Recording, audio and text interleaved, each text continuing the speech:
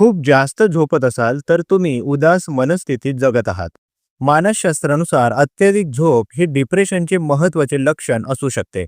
संशोधन दर्शवते की नैराश्यग्रस्त लोकांमध्ये झोपेचे पॅटर्न बदलतात. काहींना अनिद्रा तर काहींना खूप जास्त झोप येते.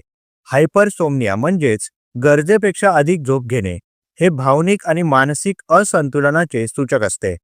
जेव्हा मनात निराशा, वैफल्य किंवा तणाव असतो, तेव्हा शरीर आणि मेंदूला ऊर्जा कमी पोहोचते.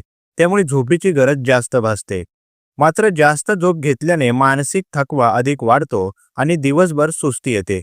काही अभ्यासांनी असंही दर्शवले आहे की खूप झोपल्याने मेंदूतील न्यूरोट्रान्समीटर अनियंत्रित होतात, ज्यामुळे मानसिक स्वास्थ्य बिघडते.